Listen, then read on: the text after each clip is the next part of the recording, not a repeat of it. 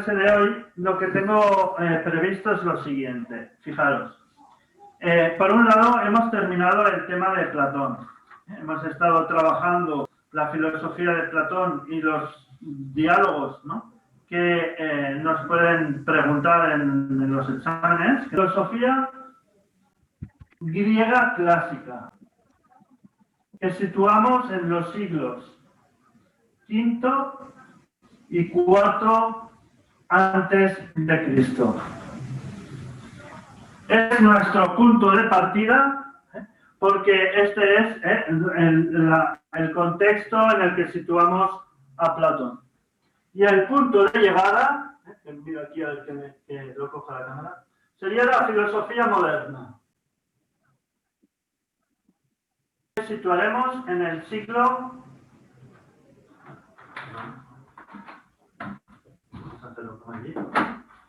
XVII. ¿Bien? Por lo tanto, como he dicho, nos vamos del siglo V, IV antes de Cristo. Tenemos que hacer un viaje al siglo XVII. Y para ello tendremos que pasar por distintas etapas. Y estas distintas etapas son las que escribo así con el rotulador rojo, para marcar un poco la transición filosófica de estos 20 siglos. De la filosofía griega clásica nos iremos a la filosofía helenística y romana. Esta nos abarcará precisamente desde siglos del IV antes de Cristo, que es donde dejamos atrás la filosofía griega, hasta el siglo V después de Cristo. Sería este periodo, que luego pues caracterizaremos. De aquí pasaríamos a la filosofía cristiana medieval. Toda la filosofía que abarcaría el periodo de la Edad Media. Por tanto, la haremos llevar desde los siglos del V a el XV después de Cristo. ¿Bien? Y al final de la Edad Media es la época que se conoce como la del humanismo renacentista. Y incluimos aquí la revolución científica. Abarcará desde los siglos XV, desde los siglos XV al, ya que hemos dicho de filosofía moderna, que será el XVII. Del XV al siglo XVII después de Cristo. Y de aquí nos llevará a la filosofía moderna. ¿Lo vais siguiendo bien? ¿Tenéis alguna pregunta? Todo bien. Muy bien. ¿Hola? Hola. Hola, ¿qué tal? Que llega un poquito tarde, perdonar. No, Tania, bienvenida. Mira, estamos haciendo pizarra. No sé si lo ves bien. Bueno, ahora me lo pondré un poquito en grande para poder copiarlo, pero en principio sí, se ve bien. Sí, yo tengo la pantalla en grande y diría que se puede leer bien. Pero estoy grabando directamente con el Zoom, la calidad del Zoom es la que es. Pero vale. Bueno, vamos a... Muy bien. Acabáis de empezar, ¿no? Habéis hecho poquito. Hemos hecho esto, que sería... Vale. La clase de hoy es la transición que nos tiene que llevar de Platón, que es el tema que nos entra en selectividad, al siguiente autor que nos entra en selectividad, que es René Descartes. Y entre uno y otro hay 2000 años de diferencia. Y por eso en estos 2000 años tenemos que situar un poco qué pasa en la filosofía durante este periodo. Por lo tanto, la clase de hoy es una clase introductoria, igual que hicimos en su momento, ¿no?, con los presocráticos y con el nacimiento de la filosofía, que fue la introducción a Platón. Pues hoy vamos a hacer también una una introducción a Descartes, viendo un poco cómo desde la filosofía de Platón, los problemas que ya conocéis y que fue tratando él en sus diálogos, han sido abordados por las otras corrientes y los otros pensadores. Dime, creo que comentabas alguna cosa. ¿El qué? ¿Alguien comentaba alguna cosa? ¿No? No, yo no he comentado nada. Vale, pues voy allá. De la filosofía clásica griega, como ya hemos trabajado, pero como ahora vamos a poner básicamente contenidos para que tengáis una visión general de lo que es la filosofía en todo ese periodo, hemos visto a los tres grandes filósofos, bueno, no los hemos visto, pero los vamos a situar, a los tres grandes filósofos clásicos griegos. Uno sería nuestro amigo Sócrates. Que nuestro amigo Sócrates nos dice que la filosofía necesita de un método, ¿verdad?, para alcanzar la verdad, y que ese método es el diálogo. Solo voy a caracterizarlos así, porque ya hemos hablado de ellos. Sabemos que el discípulo de Sócrates fue nuestro amigo Platón. Que Platón lo que nos dice es que para conocer la verdad y la realidad absoluta tenemos que conocer lo que son las ideas, ¿verdad? Y bueno, y el tercer filósofo clásico, que aquí no nos entra, no nos ha dado tiempo a trabajar, pero tenemos que mencionar, porque sí que es muy importante, es nuestro amigo Aristóteles. Nuestro amigo Aristóteles, sí, ha cogido ahí la pantalla bien. Nuestro amigo Aristóteles, que fue discípulo de ¿quién? Fue discípulo de Platón. Por lo tanto, los tres filósofos de la Grecia clásica se suceden en la relación maestro-discípulo. Sócrates, maestro de Platón, Platón, maestro de Aristóteles. Y Aristóteles es un crítico de Platón porque, de alguna manera, lo que nos dice Aristóteles es que las ideas no están separadas de las cosas.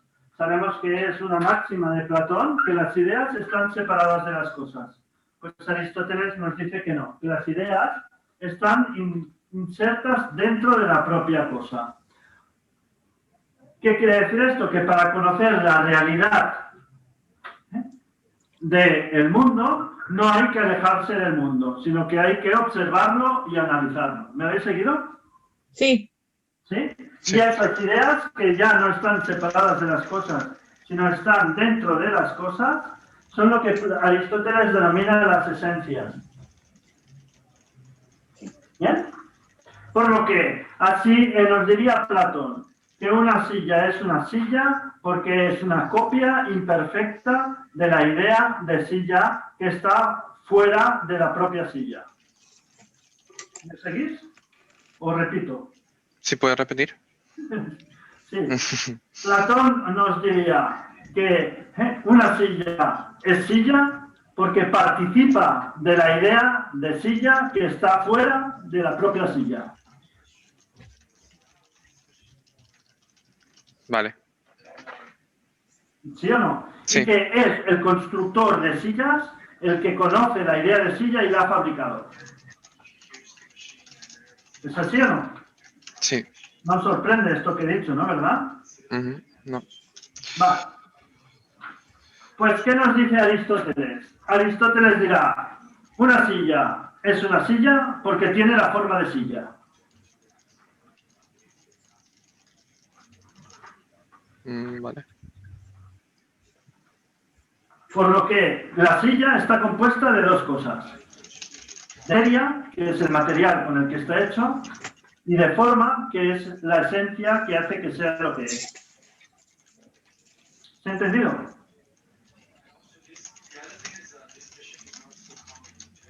¿O esto es muy duro para hacerlo telemáticamente? No, está bien, está bien. ¿Sí? Bueno, en definitiva, Aristóteles no nos va a entrar en el tema, pero sí que me interesa lo siguiente. Fijaros, como Aristóteles nos dice que la esencia de las cosas está en las cosas mismas, a diferencia de su maestro, Aristóteles nos dirá que los sentidos son necesarios para poder conocer la realidad de las cosas. O sea que Platón, sabéis que los sentidos nos alejan de la realidad. Los sentidos nos tienen apegados a la caverna, mientras que la razón es la que puede escapar, ¿no?, mediante la dialéctica y conocer las ideas. Pues Aristóteles dirá que no. Dirá que los sentidos son el primer paso y necesario de conocimiento, porque tengo que observar lo que son las cosas para discernir cuál es su forma. ¿Bien? Por lo que para Aristóteles todo conocimiento parte de la observación, parte de la experiencia. Tenemos que observar las cosas, analizarlas y extraer cuál es su esencia. ¿Me habéis entendido? ¿Podrías repetir lo último que has dicho, Josep, porfa? Sí.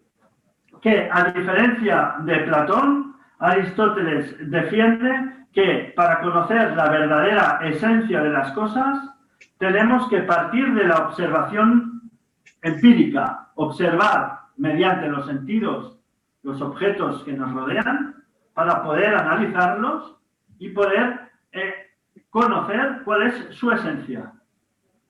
¿Es esto? Sí, que tenemos que utilizar la observación, ¿no?, para conocer la verdadera esencia.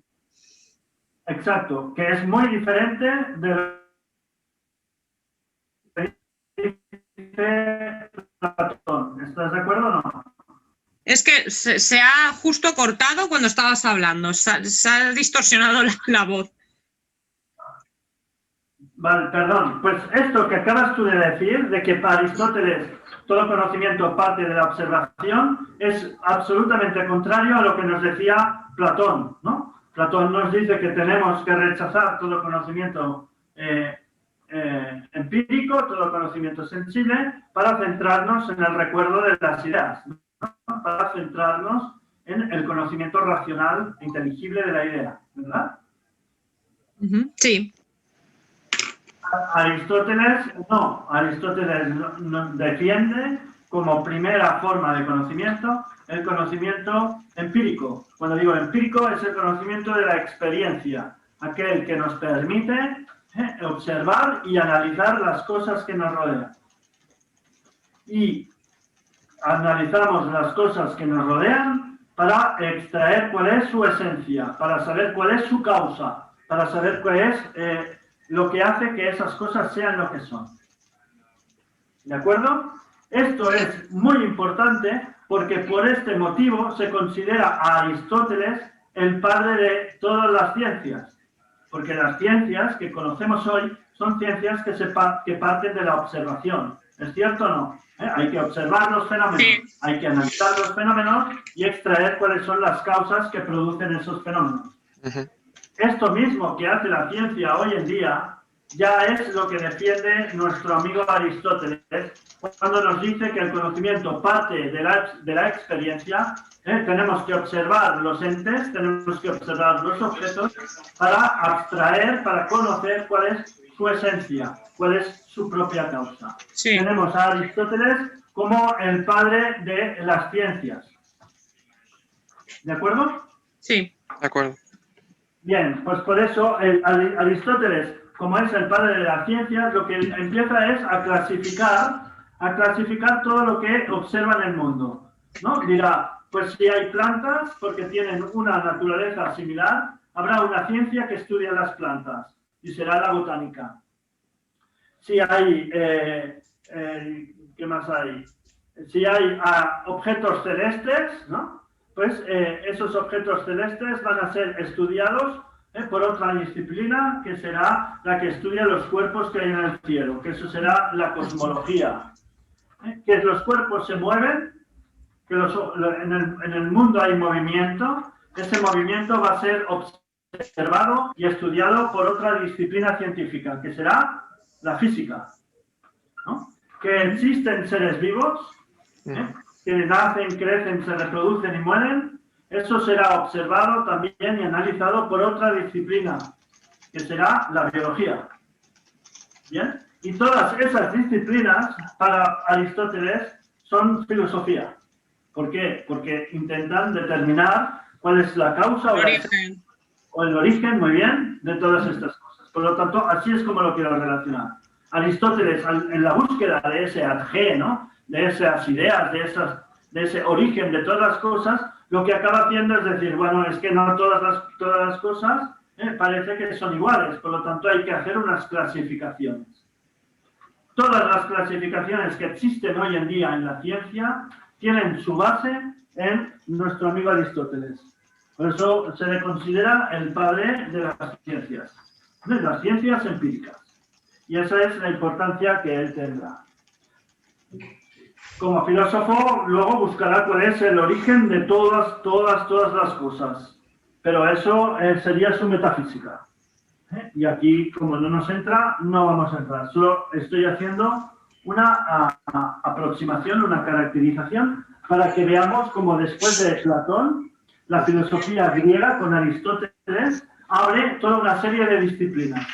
Esas disciplinas son las que hoy denominamos las ciencias. Y la ciencia, por definición, es hija de la filosofía. Porque la filosofía buscaba el origen de todas las cosas y la ciencia lo que hace es buscar el origen de los fenómenos que estudia. O sea, es particular. La filosofía es general y las ciencias son particulares. Yo creo que lo habéis entendido, ¿no? Sí. Bien, pues ¿por qué os estoy explicando esto? Para explicar la filosofía helenística. Bien, fijaros que en el siglo IV a.C. se puede definir a la Grecia clásica. La Grecia clásica, a nivel político, sabéis que se caracteriza porque la Grecia es un conjunto de ciudades-estado independientes. O sea, que esas ciudades-estado independientes, que tanto preocupan a nuestro amigo Platón, ¿no? Son lo que denominamos las polis, ¿no? Y esas polis eran independientes. Hacían sus alianzas, ¿no? Las denominadas ligas, alianzas, que sobre todo habían dos, como sabéis, que eran las más potentes, que eran la de Atenas y la de Esparta, pero al fin y al cabo todas las polis son independientes, son ciudades-estado. Pero en el siglo IV a.C. habrá unas invasiones y esas invasiones pondrán fin a la independencia de las polis. Estas invasiones vienen de un alumno de Aristóteles. Aristóteles fue maestro de Alejandro Magno. ¿Conocéis todos? ¿Os suena, no? Alejandro Magno. No sabía. Sí. Bueno, pues ahí tienes una película para ver que sería la de Alejandro. Una película sobre toda la vida de Alejandro Magno y ahí sale al principio Aristóteles. Alejandro Magno era hijo de Filipo de Macedonia. Macedonia era un reino que está ahí al norte de Grecia, en la parte norte de Grecia, y Filipo de Macedonia, el rey, inició unas guerras con sus vecinos. Esas guerras las continuó Alejandro cuando llega a suceder a su padre, y en esas invasiones Alejandro pues demuestra ser un militar excelente, un gran conquistador, y como sabéis, pues ha sido uno de los conquistadores más importantes de la historia. Básicamente se habla de tres grandes conquistadores: Alejandro Magno, Julio César y Napoleón Bonaparte. Esos serían los tres modelos de grandes militares, genios militares. Fijaros que Alejandro Magno, desde Macedonia, o sea, desde el norte de Grecia, llega a conquistar toda Grecia, conquista Egipto, conquista toda Persia y llega hasta la India. O sea que consigue un imperio enorme. Al conseguir ese imperio, unifica todos los territorios y pone fin a la independencia de las polis. Este periodo que inaugura Alejandro Magno se denomina periodo helenístico, digamos, porque ya es Grecia unida bajo un único poder. ¿Bien? Pero ¿cuál fue el problema de Alejandro Magno? Pues que cogió unas fiebres y murió joven, con unos 30 años.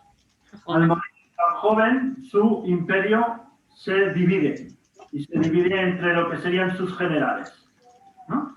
Unos se quedan con Grecia, otros se quedan con Egipto, otros se quedan con Asia Menor, ¿no? O sea, se divide en distintos reinos, ¿no? Tenéis que saber que, por ejemplo, a nivel de curiosidad, pues el que se queda con Egipto es el general de Alejandro Magno, se llamaba Ptolomeo. Y el hijo de Ptolomeo, la hija de Ptolomeo fue Cleopatra. ¡Anda! Qué casualidad. Es que estas cosas no las relacionas. No, claro, todo el mundo relaciona a Cleopatra con Faraona. No. Cleopatra es de época helenística, por eso conoce a Julio César y tuvo un hijo con Julio César.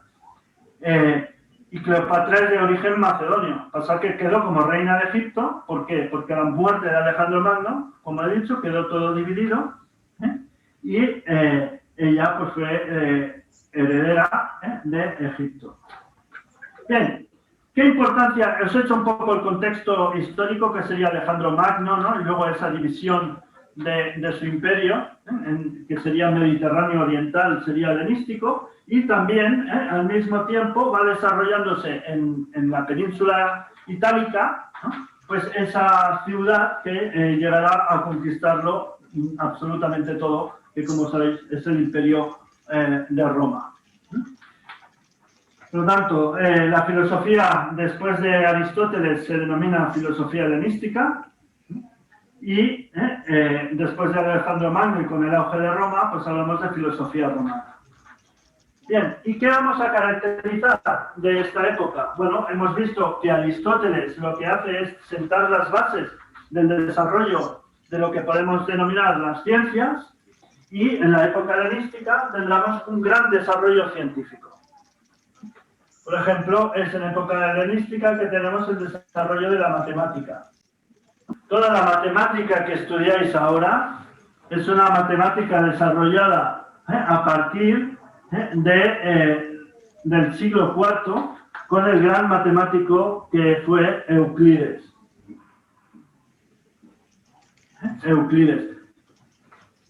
Las matemáticas que estudiáis se denominan matemáticas euclidianas.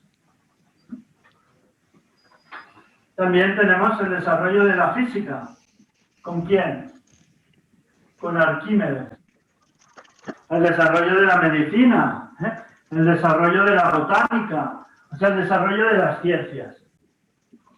Esta época que os he puesto aquí, de helenística y romana, es una época muy brillante en el avance científico. La medicina, la botánica, en la cosmología, ya se defendía que la Tierra era redonda, o sea, que los planetas giran alrededor, unos grandes avances. Entonces diríamos, ¿y la filosofía en qué queda? Bueno, pues la filosofía queda sobre todo en lo que ya buscaba Platón, que sería en la ética. La filosofía helenística y romana es básicamente una ética. ¿Y la ética qué sería? Sabemos que es aquella parte de la filosofía que busca la conducta humana para llegar a ¿qué? Llegar al bien, llegar a la felicidad. Tanto la ética helenística se propone la búsqueda de la felicidad. Es decir, ¿qué tengo que hacer para ser feliz? Pues bueno, a partir de aquí tendremos distintas corrientes de ética helenística y romana, como sería el estoicismo. El estoicismo. Por ejemplo, si yo os pregunto, para vosotros, ¿en qué momento sois felices? ¿Qué me responderíais? No sé. ¿En qué momento? ¿En qué momento sientes felicidad? No sé. ¿Cuando como? No sé. Cuando como, ¿vale? Muy bien. Vale, pues me quedo con esto. Cuando se plantean estos filósofos del helenismo qué es la felicidad, dirían que ellos definen de alguna manera felicidad como el estado de imperturbabilidad. O sea, cuando estoy bien conmigo mismo y no necesito nada. Vale. Cuando estoy en absoluto, podríamos decir en moderno, equilibrio. No tengo ninguna necesidad estoy absolutamente tranquilo y nada me afecta, ni por positivo ni en negativo, sino que estoy tranquilo, ¿no? La felicidad estaría en la situación que sería de imperturbabilidad, ¿eh? Que nada me afecta.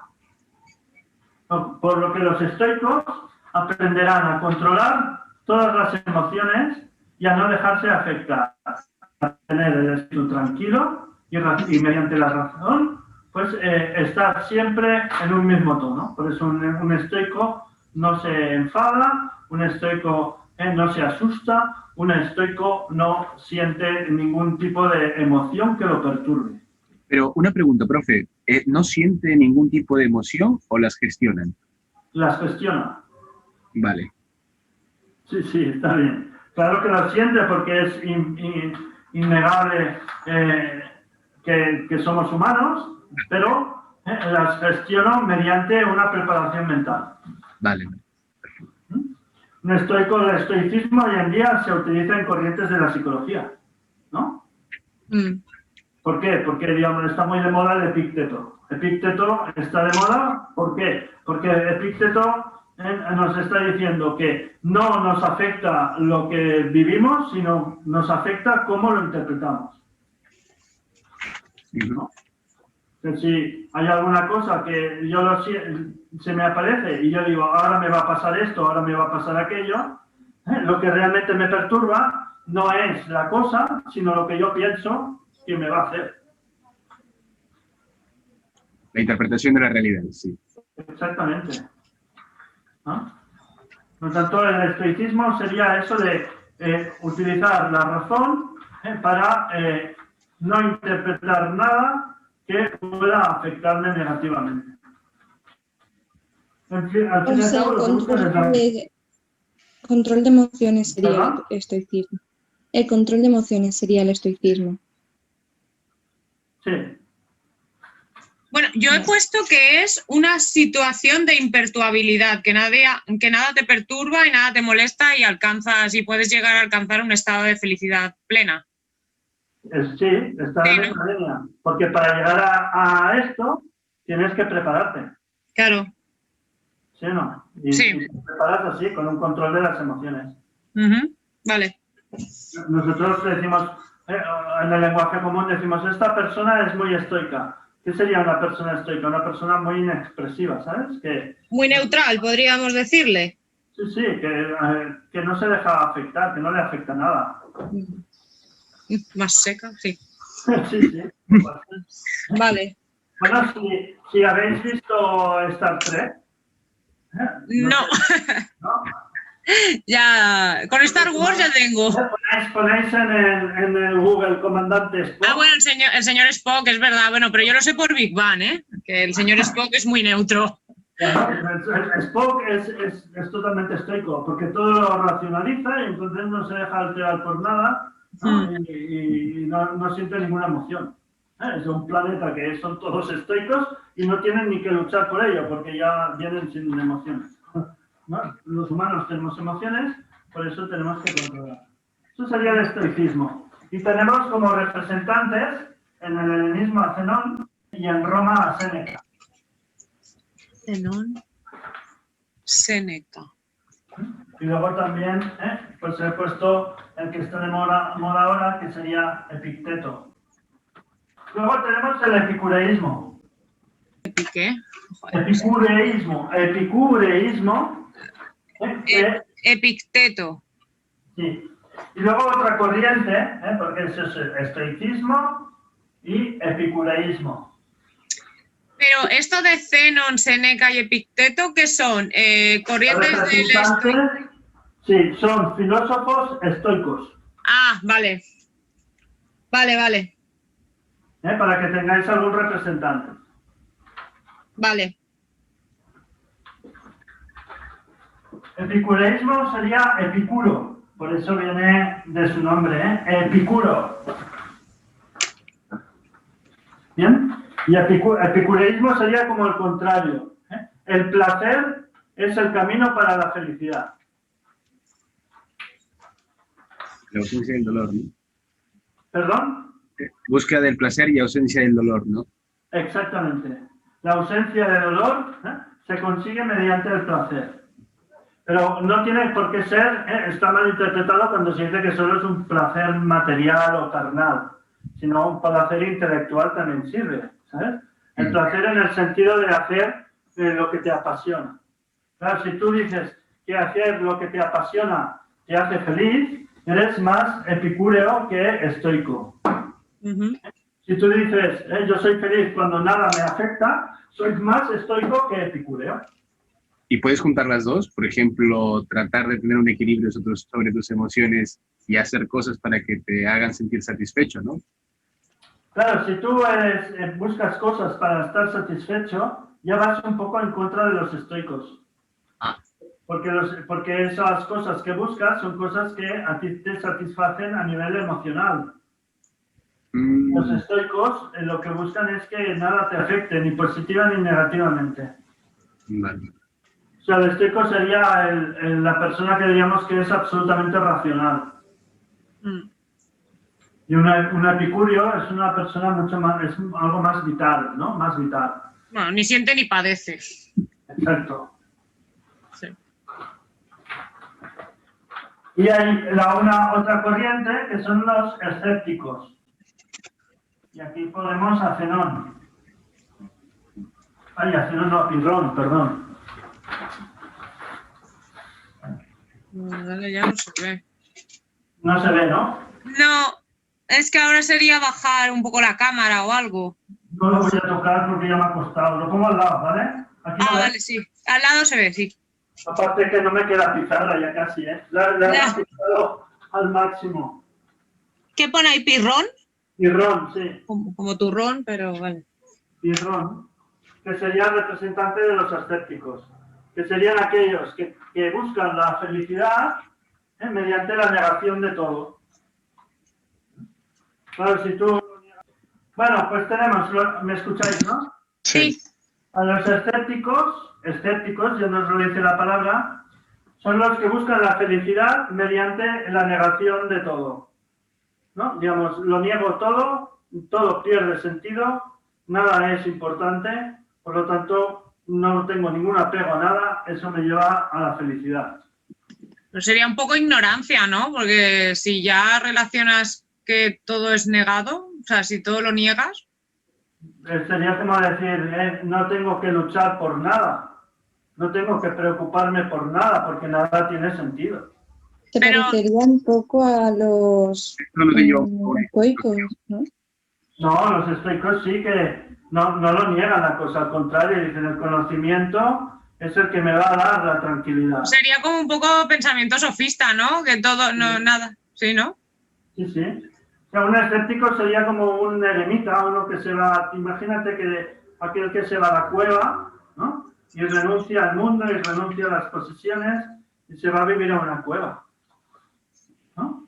¿Para qué? Para buscar su propia identidad, su propia felicidad, porque nada de lo que le rodea, pues lo encuentra importante.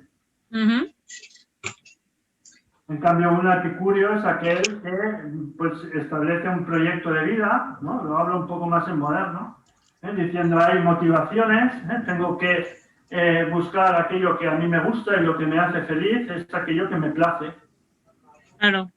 Y el estoico sería aquel que diría, pues yo encuentro la felicidad, que en los tres casos es lo mismo, la felicidad como ese estado de imperturbabilidad, estado que en griego se denomina ataraxia. Ataraxia sería imperturbabilidad, que lo que me permite la racionalización de las cosas, ¿no? Y el control de las emociones y de los sentimientos. Eso sería el estoico. ¿Vale? Bueno, en definitiva, estas corrientes, digamos como la ciencia busca las esencias de las cosas mediante la observación, en la época helenística y romana, la filosofía lo que busca, o la importancia que se le da sobre todo, es a cómo debemos comportarnos o qué debemos hacer en nuestras vidas. Porque al fin y al cabo esa es una de las preguntas de la filosofía, ¿no? Estamos vivos, estamos en el mundo, no sabemos por qué y no sabemos qué importancia tiene lo que hacemos, ¿no? digamos, vivimos el día a día no sé, por mera inercia a veces, ¿no? Dices, ¿por qué tengo que hacer todo esto? Alguien ha montado aquí un chiringuito, ¿no? Que es la sociedad, y nos van metiendo ahora confinados, ahora desconfinados, ahora estudiar, ahora trabajar, ahora tener familia, ¿no? De alguna manera es así. Aquel que se lo plantea, ya se lo planteaban desde antiguo, decir, bueno, si yo quiero realmente ser feliz, ¿qué es lo que debo hacer? ¿No? Si quiero encontrar mi estado de plena satisfacción conmigo mismo, ¿qué es lo que debo hacer? Pues eso es lo que se preocupan los helenistas y los romanos. ¿Habéis entendido? Sí. Bien, pero tenéis que pensar que en relación a esto, ¿y por qué os explico esto? Porque así como Aristóteles, veis que es de alguna manera el que provoca todas las ciencias, ¿no? Pues esto de la búsqueda de la felicidad, pues entonces tendríamos que, desde la visión de la filosofía, el cristianismo es como otra corriente ética.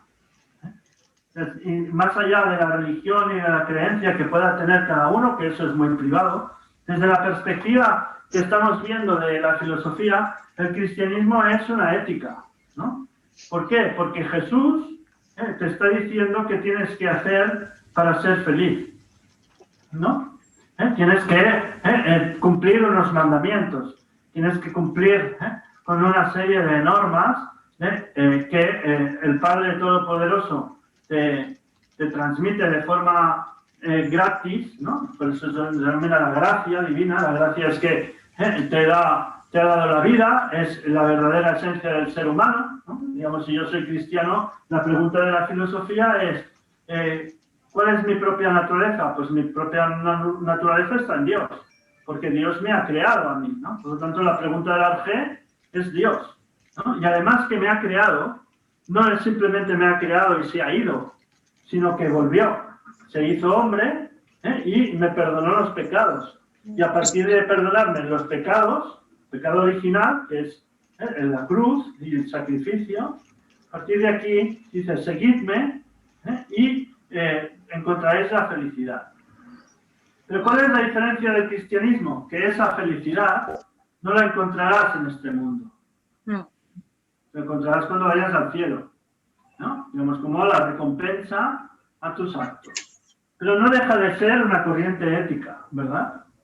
Digamos, es a partir de aquí los mandamientos y amar al prójimo y no matarás y todo, y el amor a Dios y a tus hermanos y a tus enemigos, ¿no? Y todo lo que sería esa humanidad que transmite el cristianismo es una ética. Y es una ética que tiene premio al final, ¿no? Digamos que si tú cumples con todas estas premisas, si eres una persona buena, pues llegarás al reino de los cielos. Y de alguna manera podríamos decir que todas estas éticas de la época helenística y romana acabarán siendo vencidas, ¿no? Por la ética cristiana. Y el cristianismo es el que nos dará paso a una nueva filosofía. ¿Sí? ¿Veis cómo va avanzando el tema?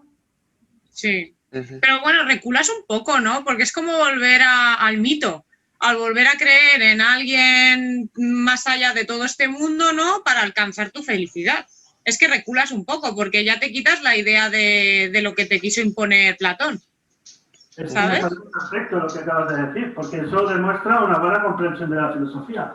Porque fíjate que lo que vamos a hacer, o sea, el sentido de felicidad, que ya lo has adivinado, es que aquí en medio veremos al cristianismo, que de alguna manera todo esto lo elimina, toda la filosofía la elimina, la anterior, porque dice todo esto ya no vale, ¿no? Ya tenemos el libro que nos da la verdad, y el libro que nos da la verdad es el Antiguo y el Nuevo Testamento, por lo tanto sí, todos estos pensaban cosas interesantes, pero no tenían la verdad revelada. La verdad revelada, fijaros que son términos de filosofía cristiana. La verdad revelada es todo esto que buscaban, pues Dios nos lo ha dado. Y dejad de buscar, tomad, ¿no? Y aquí lo tendremos. Pero eso anula toda la ciencia, ¿no? La deja atrás, la ciencia ya no interesa. Y cuando entra en crisis la filosofía medieval, ¿qué tendremos de nuevo? fíjate el nombre que hemos puesto aquí, renacimiento. Renacer, ¿qué quiere decir? Sí. Volver a recuperar lo antiguo. Sí. ¿No? Es lo que has dicho tú.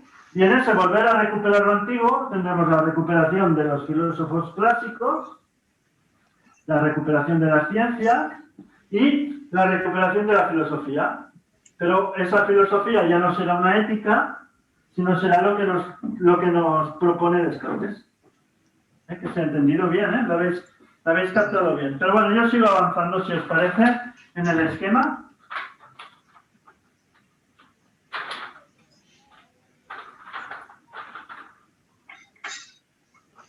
Y ahora estaríamos en la filosofía medieval, en el siglo V.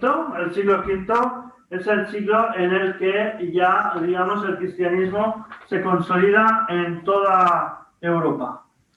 Toda Europa ya es cristiana desde el siglo I, ¿no? Que sería el siglo de Cristo, luego la expansión por la época romana. Ahí tendríamos que cuando se están dando estas corrientes éticas, pues ahí hay lo que se denomina una secta, que sería la secta de los cristianos, que deja atónitos a los romanos, ¿no? Cuando se dejan matar en el circo, ¿no? Y estos tíos son tontos, no luchan, ¿no? Además estamos acostumbrados allá a los gladiadores que luchan para vivir, ¿no? Y en cambio estos cristianos se dejan matar. ¿Y cómo es que se dejan matar? En sí, porque claro, dejándose matar van a conseguir la felicidad, ¿no? Porque estarán con Dios. Y claro, esto ninguno de los romanos estos ni lo entiende, ¿eh? No lo entiende, porque de alguna manera están creyendo en dioses, ¿no? Que nosotros ya hace tiempo que hemos superado, lo que decías, ¿eh? Pero esta fe, porque al fin y al cabo es una fe, ya no es cuestión de razón, es cuestión de fe, acaba imponiéndose como una nueva filosofía. Y esta la vamos a dividir en dos, y ya veréis lo interesante que es esto. Por un lado tendremos la Alta Edad Media, que sería la que va de los siglos V, ponemos al principio, hasta el siglo, aproximadamente hasta el siglo XI, que sería la época que se conoce como la del feudalismo. La época del feudalismo, ¿qué quiere decir? Que a las ciudades antiguas han sido abandonadas, que los reinos germánicos, ¿no? De Europa occidental se sitúan en castillos, ¿no? Sería la época de los castillos, que seguro que habéis estudiado, habéis leído. La época del campesino, ¿no? Del vasallaje, del señor feudal, ¿no? De la ruralización del campo, ¿no? Y que los monjes y la iglesia está en los monasterios. El feudalismo, entendemos los monasterios. ¿Os situáis? Sí. ¿Alguna pregunta?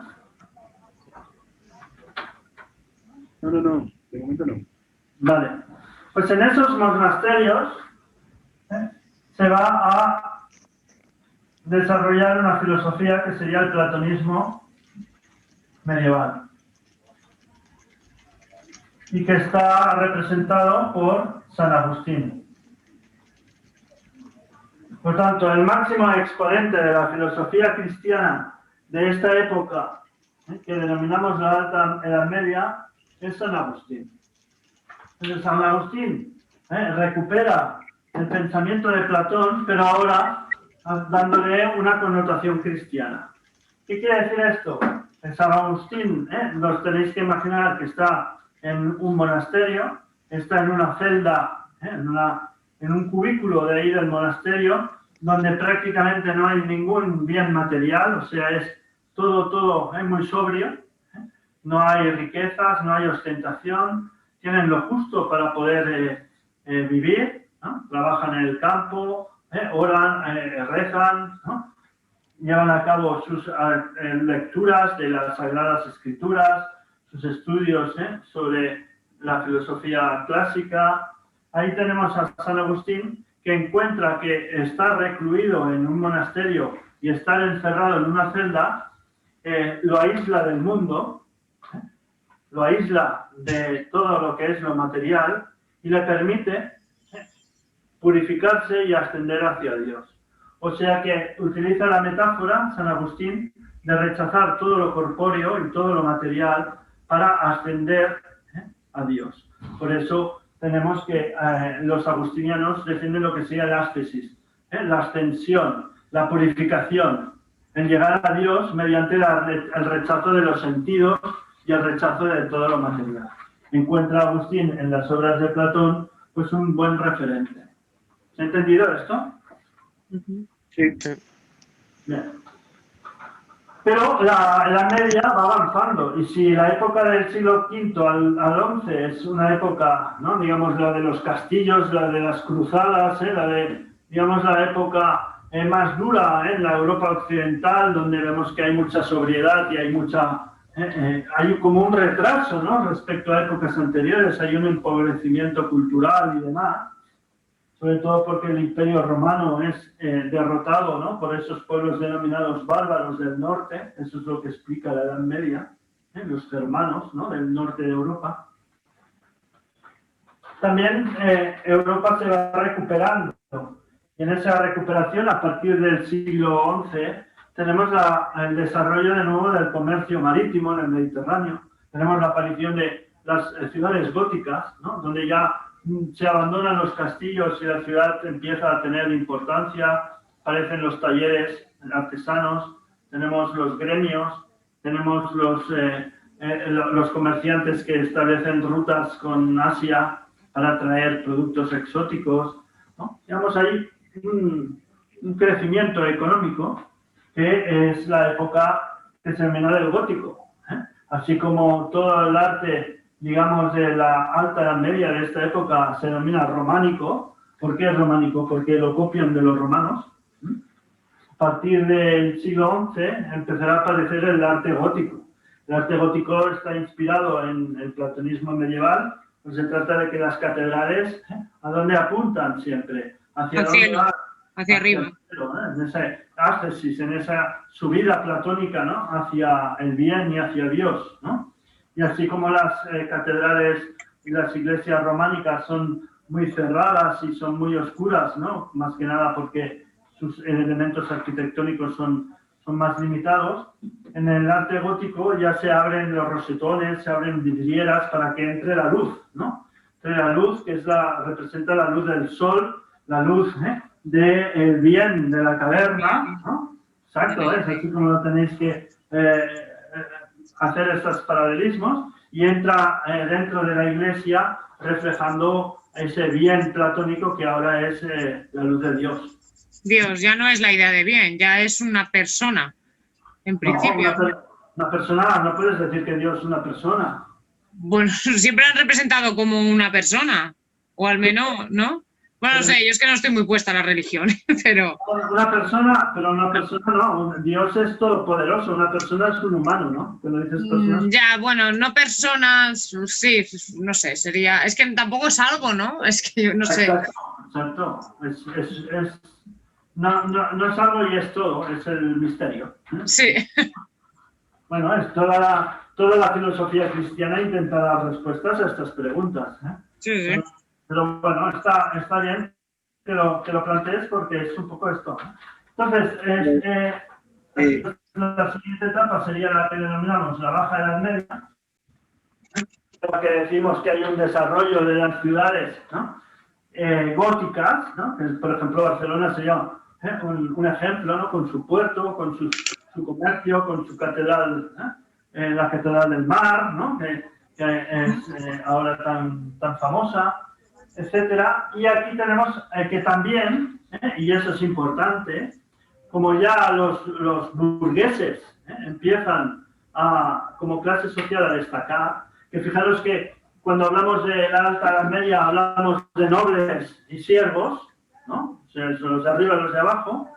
Aquí en la Baja Edad Media empieza a aparecer la burguesía, que burguesía significa el que vive en el burgo, y burgo es sinónimo de ciudad. O sea, un burgo es como la polis.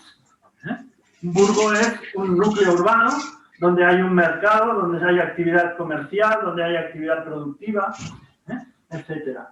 Y esa burguesía es básicamente la burguesía comercial, ¿no? Son esos ciudadanos que se enriquecen mediante las actividades comerciales. Pues bueno, esos burgueses empiezan también a desarrollar interés por el conocimiento. Y el conocimiento, como está en manos de la Iglesia, pues en la Baja Edad Media la Iglesia abandonará los monasterios porque el monasterio está fuera, ¿no? de la actividad del mundo, de la actividad urbana. Están ahí recluidos con sus bibliotecas, copiando los libros y tal. Y en la Baja Edad Media aparecerán las universidades. Por eso tenemos ya la aparición de las universidades que evidentemente están dirigidas por las órdenes religiosas, pero que ya han abandonado el monasterio y hay órdenes, aunque seguirán habiendo, ¿no?, monasterios, depende de la orden religiosa, será más ciudadana o será más monástica. Estarán más imbricados en la vida social o estarán más recluidos en sus monasterios, como lo que serían los agustinianos, que quedarían ahí más recluidos. Pero también tendremos dominicos, ¿no?, que serían los que están dirigiendo, por ejemplo, las universidades. Y en esas universidades empiezan a impartirse materias. ¿Me seguís? Y el referente será, si así San Agustín es el referente de la Alta Edad Media, el referente de la Baja Edad Media será Santo Tomás de Aquino. Y como ahora Santo Tomás de Aquino ya no es un monje que esté ahí recluido en su monasterio buscando a Dios mediante la ascensión, Santo Tomás de Aquino está imbricado en esos intereses universitarios, ¿no?, en esos nuevos conocimientos que se abren a los burgueses, que se abren a los que no son religiosos. Al fin y al cabo, universidad es esto, es hacer universal el conocimiento, no solo para los que serían los pertenecientes a las distintas órdenes religiosas, sino que ya es un conocimiento universal que se tiene que abrir a todas las clases sociales. Bueno, en su caso a los burgueses porque son los más acomodados. Y como ahora de nuevo aparecen disciplinas, esas disciplinas ¿de dónde las va a tomar? Si no existían, pues las va a tomar de las disciplinas que nos deja ¿quién? Aristóteles. Y es por esto que si la Alta Edad Media está influenciada por el platonismo medieval, la Baja Edad Media está influenciada por el aristotelismo medieval. Así, por ejemplo, que veis una ciudad como Salamanca, ¿no?, con sus universidades medievales y sus barrios góticos y su catedral gótica y demás, pues allí estaba impregnada por este aristotelismo. La Baja Edad Media, ¿no? Exactamente. Que nos vamos a un monasterio cisterciense, por ejemplo, el de Poblet, ¿no?, o el de Santas Creus, que vamos a visitar, pues estaremos en el contexto de la Alta Edad Media. Y en la Baja Edad Media, en esa zona urbana de Salamanca, pues ahí se va expandiendo las obras de Aristóteles, y en cambio en la Alta Edad Media pues es más influenciado por las obras de Platón. Pero al fin y al cabo ese aristotelismo y ese platonismo están supeditados a la teología. Por lo tanto, aquí tendremos que toda esta filosofía es una filosofía teocentrista. ¿Esto lo veis? Sí, sí. Sí. ¿No? Teocentrismo. ¿Qué significa teocentrismo? Pues que Dios está en el centro de todo conocimiento. No se puede cuestionar los libros sagrados. Por mucha ciencia que tú hagas, por mucho desarrollo que tú hagas, hay un principio de autoridad. ¿Qué quiere decir? Que lo que dicen las Sagradas Escrituras y lo que interpretan los padres de la Iglesia, eso es verdad porque sí. Es verdad por fe. Nosotros solo podemos estudiar aquello en el que la Iglesia no ha investigado. Una pregunta, profe. Dime. Los que son pastores de iglesia, que han estudiado teología, ellos me imagino que en la carrera se habrán tenido que cuestionar, bueno, habrán tenido que hacer una parte de filosofía, ¿no? ¿Por qué cuando van... ¿La carrera? Sí, porque cuando van a hacer sus prédicas o cuando hablan con los, por así decir, con el público, ¿no? Les menciona que cuestionarse es un pecado. Sí. A ver, por lo que he entendido que ¿me preguntas de esta época o en la actualidad? En la actualidad. Vale, pues me preguntas en la actualidad, por ejemplo, hay el gran debate, ¿no? Hoy, pues pongamos que hay un teólogo o un religioso que ha estudiado biología, como dices, ¿no? Y ahí en biología han explicado, pues, la teoría de la evolución. Sí. Y nos dice que el ser humano, pues, venimos de la evolución de los homínidos, ¿no? Sí. Y que los homínidos, pues, tienen ancestros los primates. Claro, todo esto choca frontalmente con las Sagradas Escrituras. Por lo que sigue existiendo en muchas universidades, en España no, porque las universidades españolas, bueno, son bastante, bueno, hay religiosas, pero son bastante agnósticas o laicas o alejadas de los intereses religiosos, pero hay muchas universidades que siguen teniendo mucha impronta religiosa que siguen negando el evolucionismo. Y tienen científicos y tienen sus biólogos y tal, pero estoy pensando sobre todo en Estados Unidos. Claro. Vale. También hay otra vertiente, y incluso en el propio Vaticano ahora se está planteando el hecho de reinterpretar el evolucionismo dentro de las escrituras. Pues los propios teólogos, ¿no? Pues dirán, bueno, es que Dios cuando nos dice en Génesis, cuando nos dice cómo fueron creados, era una especie de alegoría, porque en ese momento pues no se podía explicar, pero Dios es padre de todos los seres, por lo tanto, aunque vengamos de los homínidos, el creador último siempre es Dios. Eso sería la manera también de la respuesta. Vale.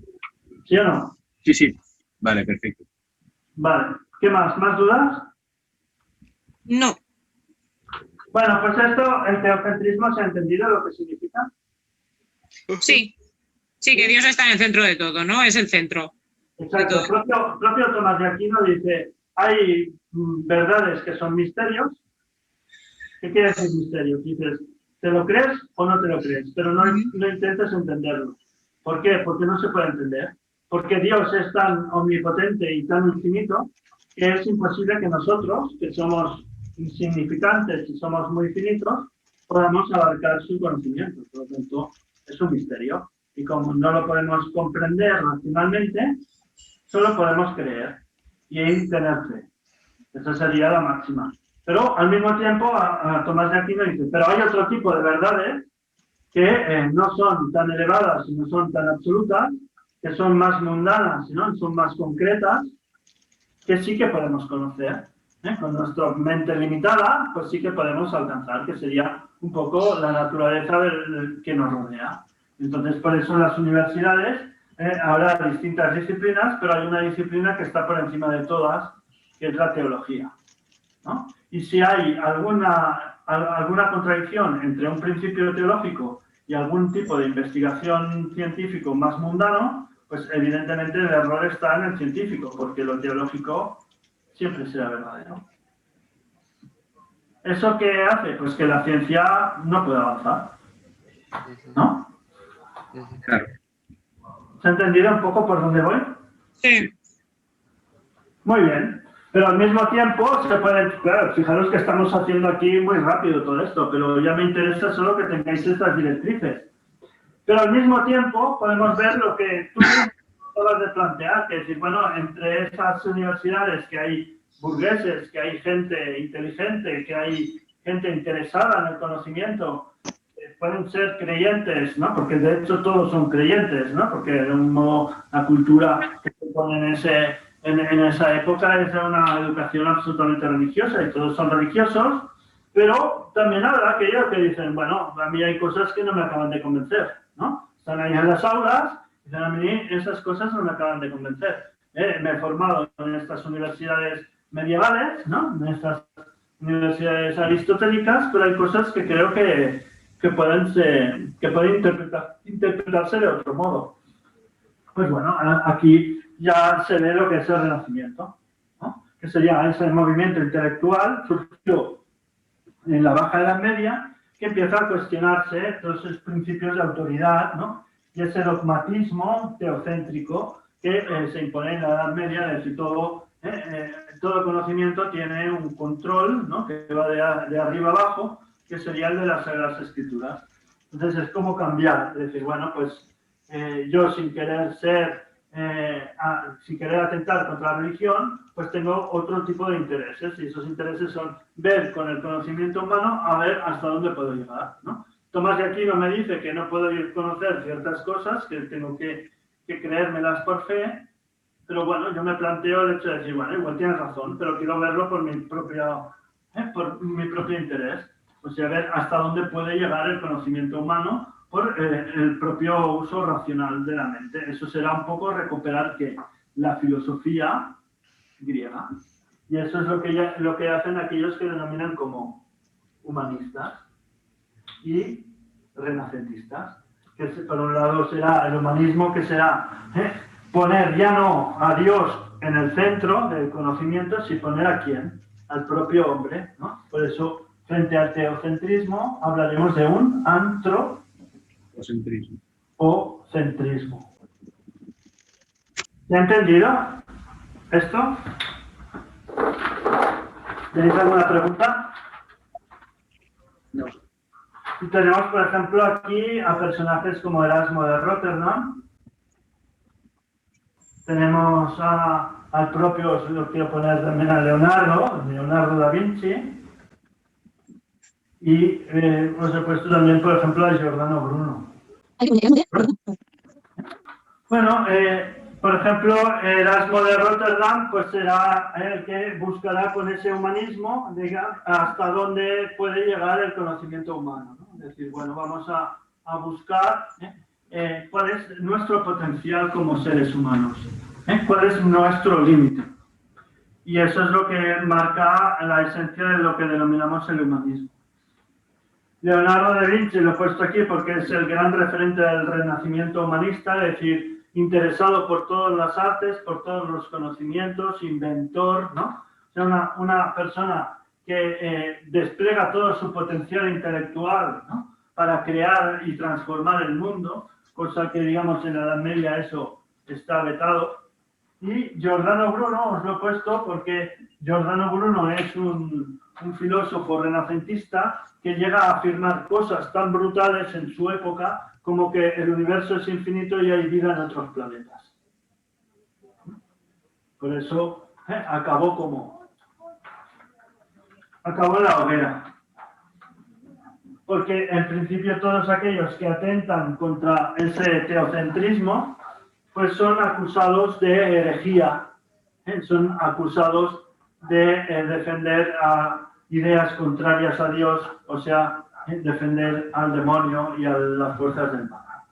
¿Se ha entendido esto? Sí. ¿Tenéis alguna pregunta? No. Vale. También tenéis que pensar que por eso estos siglos XV, XVII es un siglo de crisis, ¿de qué? De crisis de todo el sistema medieval, ¿no? De todo el sistema de la filosofía cristiana medieval que hemos dividido en dos etapas y que duró, pues fijaros, 1000 años, tenemos 1000 años. O sea, de estos 2000 años que separan a los griegos clásicos de nuestro autor Descartes, la mitad del tiempo, la mitad de esos 2000 años, es filosofía medieval que impone el teocentrismo, impone el dogmatismo. Un dogmatismo, ¿qué significa un dogma? Un dogma es un principio incuestionable. Es lo más antifilosófico que hay, ¿no? Porque un dogma es afirmar una cosa y no poderla cuestionar, ¿no? Por eso los dogmas más defendidos son los dogmas de fe, ¿no? Es decir, yo afirmo esto y no se puede cuestionar. Dices, ¿y por qué no lo puedo cuestionar? Dice, porque es una cuestión de fe. Aquí la razón no tiene ninguna cabida. Me da igual que analices la realidad o la falsedad de este principio. Es un principio que surge de la fe ciega. No es racional. Eso es un dogma. Y por eso toda la filosofía medieval es dogmática. Se centra en dogmática, sí. Exacto. Es dogmática porque no cuestiona sus fuentes. Y sus fuentes son la Biblia. que está dividida en dos grandes libros, el Antiguo y el Nuevo Testamento. El Antiguo Testamento, que sería la historia de Israel, ¿no? Del pueblo de Israel, y el Nuevo Testamento, que serían los Evangelios, o sea, la vida y la obra de Jesús. Estos documentos son incuestionables y solo son interpretables por los padres de la Iglesia, o sea, por la curia eclesiástica, por las altas instancias de la Iglesia, lo que serían los teólogos, lo que serían los cardenales, que será el propio Papa, ¿no? O sea, todos los demás no pueden interpretarlo porque no están preparados para conocer esa verdad. Por eso se hacen como de altavoces. La Iglesia es una institución que hace como de intermediaria, ¿no? De difusor de las palabras de Dios, ¿no? De las obras de Dios, al fin y al cabo de la Biblia, hace difusor de la Biblia al mundo, ¿no? Eso es el representante de Dios en la tierra, es la Iglesia, y el Papa, para los católicos, es su máxima institución. ¿Se ha entendido? Sí. Claro, si aquí se cuestiona esto, ¿no? Se empieza a cuestionar este poder dogmático, también habrán religiosos que cuestionarán ese dogmatismo y ese interpretar de un modo, diríamos, dogmático a las Sagradas Escrituras, ¿no? Y fijaros que es curioso que también en esta época, en el siglo XV, tengamos la Reforma protestante. Esta Reforma protestante está liderada por un monje que fue Martín Lutero. Y Martín Lutero lo que critica es cómo el Vaticano, cómo el papado, está gestionando la obra de Dios. ¿Con qué? Con lujo, con papas que son totalmente corruptos, con papas que son viciosos, ¿no? Con una iglesia en la que todos luchan por el poder.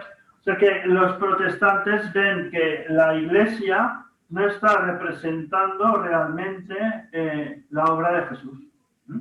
Y sus enseñanzas.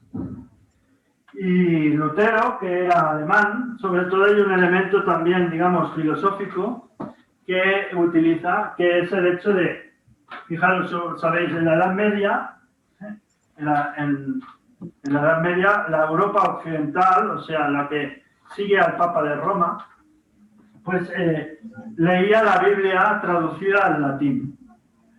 Tanto el Antiguo como el Nuevo Testamento estaban traducidos al latín. ¿Por qué al latín? Porque sabéis que fue el Imperio Romano el que hizo del cristianismo la religión oficial ya al final del Imperio Romano. Entonces tenemos a un traductor autorizado que llegó a ser santo, que es San Jerónimo, que fue el encargado de traducir la Biblia, que claro, los evangelios están escritos en hebreo y en arameo, ¿no? Y la Biblia también en hebreo. Y hay pasajes también en griego, ¿no? Pero básicamente sería esto, está traducido al latín.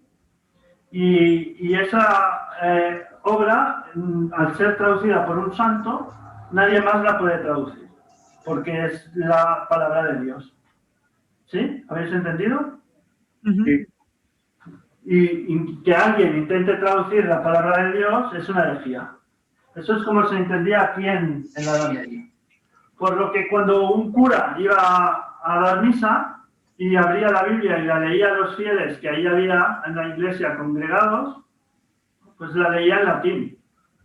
Y la gente no se enteraba de nada, porque no sabían latín, ¿no?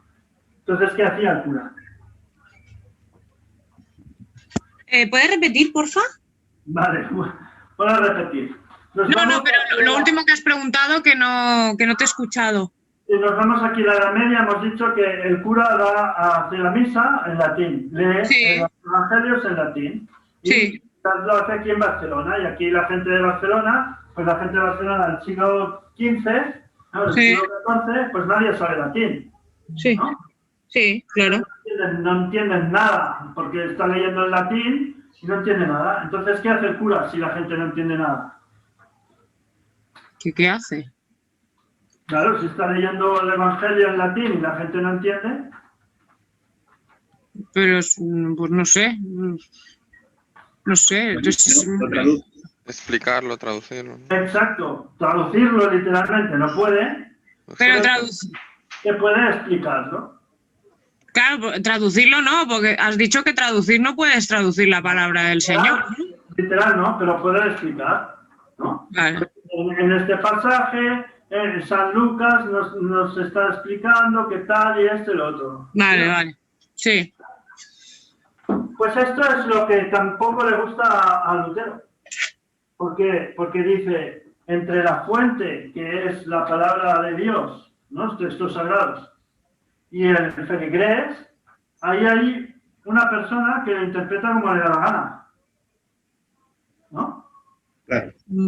Por lo tanto, ¿qué dice Lutero? Que para que cada persona tiene que poder ir directamente a la fuente sin que haya un intermediario. Por eso Lutero hizo una cosa que estaba totalmente prohibida, que fue ¿cuál? Traducir. Bueno, traducir la Biblia al alemán. ¿Bien? Con ese hecho, lo que está haciendo que es romper directamente con la Iglesia Católica. Y además, como en Alemania estamos en la época del Renacimiento y de los avances también de inventos, ahí hay un invento que le va muy bien a Lutero, que lo inventó Gutenberg. ¿Sabéis qué inventó Gutenberg? No. La radio creo que no. No la radio, no. La imprenta. A la La imprenta. imprenta. La imprenta, sí. Muy bien. La imprenta la inventó Gutenberg. ¿Cuál fue el primer libro que se imprimió? La Biblia, La Biblia. La Biblia traducida ¿de quién? de Lutero. De Lutero. O sea, imagínate cómo se pondrían en el Vaticano, ¿no? Cuando en Alemania están ahí sacando Biblias en alemán a punta pala y en el Vaticano pues todavía siguen copiando a mano. Qué primitivos. ¿Bien? Y de ahí viene pues la ruptura de la Iglesia, de lo que hoy denominaríamos la Iglesia evangelista o todas las iglesias protestantes, ¿no? ¿Esa es la Reina Valera, profe, la Biblia? ¿Perdón? ¿Esa es la Biblia Reina Valera, la de Lutero? Debe ser para algún tipo de iglesia. ¿De qué iglesia me estás hablando? Bueno, creo que es adventista, creo que es. Si es adventista será. Lo que pasa que luego igual hay otras Ediciones. y reinterpretaciones. Pero sí, está basada en Lutero. Sí. Vale, perfecto. No sé si será exactamente, pero si es adventista, es una iglesia protestante. Porque claro, ¿qué ocurre a partir de aquí? Diríamos que los protestantes son aquellos que rompen con el catolicismo, ¿no? Y que entienden que la fuente de los libros sagrados tiene que ser accesible a todo el mundo directamente sin intermediarios, ¿no? Entonces, la base de las iglesias protestantes, por ejemplo de las evangelistas, adventistas, anabaptistas y todas estas, es que como en la época en que empiezan a imprimirse las Biblias, todavía el analfabetismo es muy común, o sea, la mayoría de la gente no sabe leer, pues se hacen grupos, ¿no? Se hacen encuentros cristianos. Y en esos encuentros cristianos hay uno que sabe leer, que llevará su Biblia, va a congregar al resto y les leerá los pasajes. Y todos les leerá en la lengua suya, no en latín. Y esos que llevan las Biblias y les leen a los otros, son los pastores. Y por eso son pastores, son seculares, son personas que tienen su familia, que tienen sus esposas, que tienen sus hijos, pero que se dedican a predicar la palabra de Dios. Y predicar quiere decir, yo tengo una Biblia, yo sé leer, pues reúno aquí a los feligreses y leemos y comentamos los pasajes del Antiguo y del Nuevo Testamento. Esto es lo que abre la Reforma Protestante. ¿Se ha entendido bien? ¿Alguna pregunta? Vale, pues entonces lo situamos aquí como esta crisis, ¿no? También de la filosofía cristiana. Hemos visto estos que cuestionan el teocentrismo desde las propias instituciones universitarias o desde el propio conocimiento académico. Aquellos que se apartan de las enseñanzas del catolicismo e inauguran una nueva forma de seguimiento de la palabra de Jesús, de los libros sagrados. Y lo que nos queda por ver sería la revolución científica, que sería el nacimiento de la ciencia moderna. Ya hemos visto que decimos, aquí, en esta época del siglo XV al siglo XVII, nacerá la nueva ciencia moderna, que recupera, de alguna manera, la ciencia helenística. Por lo tanto, fijaros que es el salto que se da de la época helenística a la época ya moderna, ¿no? Y se casó pasando de algún modo por las universidades medievales, que es donde van a estar a partir de ahí cuestionadas las enseñanzas que se den en esas universidades medievales, básicamente porque funcionan por un criterio de dogmatismo y de teocentrismo que ya hemos visto que los humanistas empiezan a romper. ¿Bien? Por lo tanto, ya nos estamos acercando y yo creo que con esta explicación, pues yo creo que vamos a poner unas bases muy sólidas para cuando presentemos a Descartes. Descartes será conocedor de todo esto, por lo tanto, ya vemos que será hijo de ¿qué? Del humanismo, hijo de la revolución científica, ¿no? Y de toda esta crisis, ¿no? del mundo medieval que se está dando a partir del siglo XV. Dentro de la revolución científica vamos a poner a 3 nombres. Uno sería Copérnico, Nicolás Copérnico. Esto ya os suena a todos, ¿no? Nicolás Copérnico. Nicolás Copérnico, su interés es por la cosmología.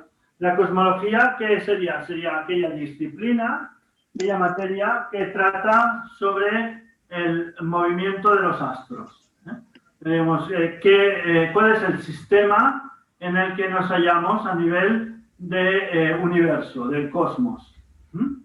Y tenemos que decir que ya desde la época aristotélica, pues ya se estudiaba la cosmología, ¿no? La cosmología se estudia en esas ciencias helenísticas, inspiradas por las obras del propio Aristóteles, que tiene ya una obra, claro, ya hemos dicho que es el padre de todas las ciencias, tiene tratados, ¿no? O sea, las obras de Aristóteles se denominan tratados. ¿Tratados de qué? Tratado de física, tratado de metafísica, tratado de astronomía o de cosmología, en distintos tratados. Tiene uno que es el de Caelo, sobre el cielo, que él empieza a observar, ¿no? Como su filosofía defiende, observar el movimiento de los astros para ver cuál es su esencia. Y esto llega también a la época helenística y se consolida el sistema en el que se dice que la Tierra está en el centro del universo, ¿no? La Tierra no se mueve, está en el centro, y son todos los astros y todos los planetas los que giran alrededor de la Tierra. Por lo tanto, tenemos un sistema que se denomina geocéntrico. Esto se desarrolla en la época helenística y llega a las universidades medievales, pues uno de los aspectos que se integran dentro de las enseñanzas medievales, porque casa muy bien con la teología, ¿no? Fijaros que en estas universidades medievales se dirá el centro del universo es la Tierra y lo más alejado de la Tierra, más allá del universo, está Dios, ¿no? O sea, sería el cielo y la Tierra, ¿no? Entonces, en este sistema geocéntrico funciona muy bien, ¿no? Y el centro de la Tierra es el punto más alejado de Dios, ¿no? Porque si el universo es como una esfera, ¿no? Y Dios es lo más alejado de la esfera, el punto más alejado de Dios es el centro de la esfera. ¿Estáis de acuerdo o no? No lo digo porque no tengo espacio ya. Por eso en ese centro de la Tierra, en la Edad Media, ¿qué van a situar ahí? Como es el punto más alejado de la Tierra, de Dios, perdón, el centro de la Tierra es el punto más alejado de Dios, ¿qué habrá allí? ¿Qué habrá en el centro? No escucho. No sé. El infierno. ¿Puede repetir por última No, vez? el infierno, no, El no. infierno. Claro, el infierno. El infierno. Sí, porque Es el centro de la Tierra. nos dice, el universo es como una esfera. La Tierra está en el centro. Más allá de esa esfera, que el límite estaría en las estrellas, es el ámbito de Dios. ¿Lo veis? Si la Tierra está en el centro, ¿cuál es el punto más alejado de Dios? El centro de la Tierra, el interior de la Tierra, el núcleo de la Tierra. ¿O no? Vale. Bueno, sí, sí. En el núcleo de la Tierra es donde van a situar el mal. Y es ahí donde está Satán. Vale. Muchas gracias. Y os diré más. Claro, es que yo no habría dicho que el centro es donde está el infierno, porque como nosotros estamos ahí, más o menos, Claro. ¿sabes? Mira, aquí estaría la Tierra y en el centro está el infierno. Si tú te vas a una universidad de estas, o sea, hacemos un viaje en el tiempo y nos vamos a Salamanca del siglo, qué sé yo, XIV, entramos en una clase, en una sesión de teología y te dirá, filosofía natural. Dios es la perfección, es el bien, es el bien de Platón. A partir de aquí hay toda una serie de entes, de mayor a menor perfección. A medida que nos acercamos a la Tierra, los entes son más imperfectos. Los que están más cerca de Dios son los arcángeles. El arcángel San Miguel, el arcángel San Gabriel, que son como los generales, ¿no?, de los ejércitos divinos. Luego tenemos a distintos ángeles, los serafines, los querubines, toda una serie, esto es como un ejército. Madre mía, ¿esto? Luego, ¿y qué tienen en común todos los ángeles? Que son entes con alma, pero no tienen cuerpo. ¿Vale? Y Lucifer era un ángel, ¿no? Que cayó. Exacto. Que cayó del cielo. Llegaríamos al ser humano. El ser humano tiene esa dualidad platónica. Tenemos alma, pero también tenemos cuerpo. Y en sentido platónico, el alma es la que nos tiene que llevar a la perfección de Dios. Pero el cuerpo es la tentación de la tierra. Es la misma dualidad platónica, ¿lo veis? Dirán, luego están los animales. Que los animales tienen cuerpo, tienen movimiento, pero no tienen alma. Y luego estarán las rocas, que las rocas tienen materia, pero ya no tienen movimiento. ¿No? Y a partir de aquí iríamos hacia abajo y entonces empieza el ejército del mal. Los diablos, los demonios y el gran Satán. Por eso tendríamos aquí la cruz y en el interior de la tierra la cruz. La cruz al revés. Como una simetría, ¿lo ves? Y nosotros estamos ahí, al filo de la navaja. Aquellos que tienden hacia arriba se salvarán, los que no, pues se condenarán. Y eso lo tenemos ahí en las universidades explicado de una forma, digamos así como de ciencia, para que digo, yo no me lo creo esto. Pues no te lo crees, es que eres ignorante, porque esto es la verdad en una universidad. A mí no me cuadra, es feo, pero es así. Vale, entonces tenemos a nuestro amigo Copérnico, que el hombre es de origen polaco, por lo tanto, todo esto de los ángeles y tal, a él no le interesa en absoluto.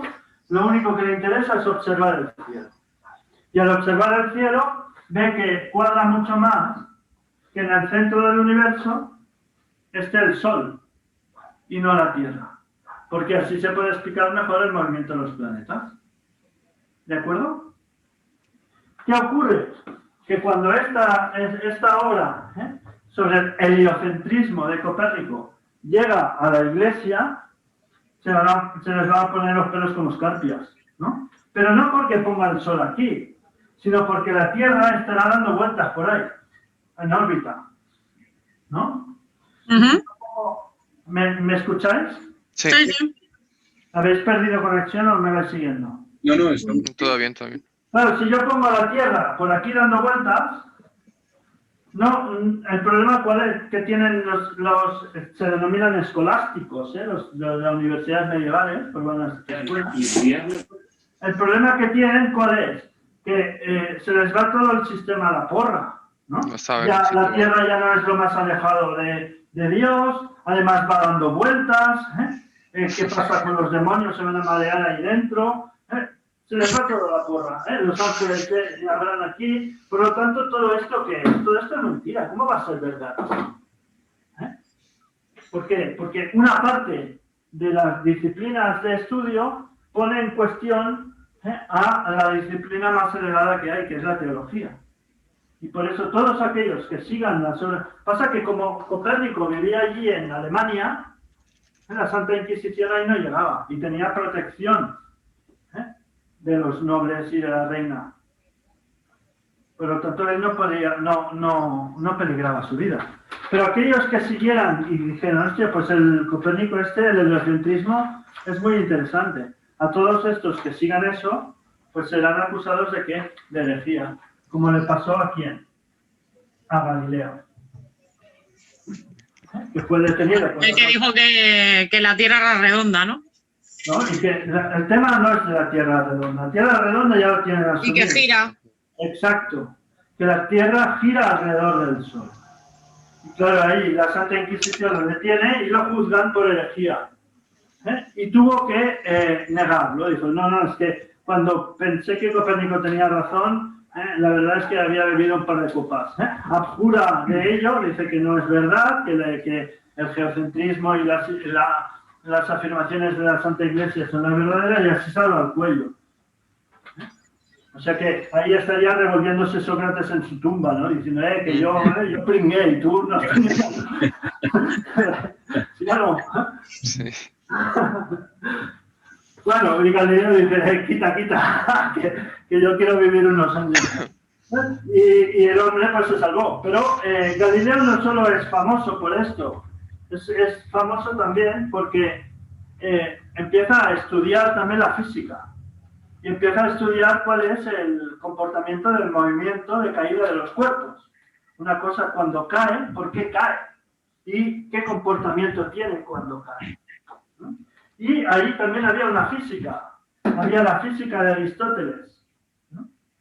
Y la física de Aristóteles fue la que llegó a la época helenística y que luego aquello que no va en contra de la Iglesia llega a las universidades. Entonces la física aristotélica nos dice que cuanto más pesa un cuerpo, más rápidamente cae. ¿Estáis de acuerdo? En teoría depende... No, en teoría dicen que da igual si un cuerpo pesa más o menos, que caen a la misma velocidad. ¿Y por qué dices en teoría? Bueno, en teoría, a ver, no sé. A ver, yo es lo que he escuchado, pero no sé, es lo... Vale, vamos a ver el planteamiento. El planteamiento es que Aristóteles dice que si un cuerpo pesa el doble que otro, su velocidad de caída será el doble. ¿Bien? Esto ya lo dijo en su tratado de la física y atraviesa la época helenística y atraviesa, o sea que son casi 2000 años hasta que le llega a esa... claro, Galileo le interesa la física, lee esto de Aristóteles y dice, ¿es verdad esto que dice Aristóteles? ¿Cómo puedo saber si es verdad? Probándolo. Correcto. Haciendo una prueba. Entonces ahí viene la famosa escena de Galileo subiéndose a la torre de Pisa y lanzando bolas desde allí. Y alguien abajo que está allí, dime cuál llega antes. Y llegan al mismo tiempo. ¿No? Y dice, esto de Aristóteles es mentira. Entonces, uno puede plantearse, ¿cómo es posible que 2000 años y que nadie lo probara antes? Bueno, yo estoy convencido que muchos lo probaron, ¿o no?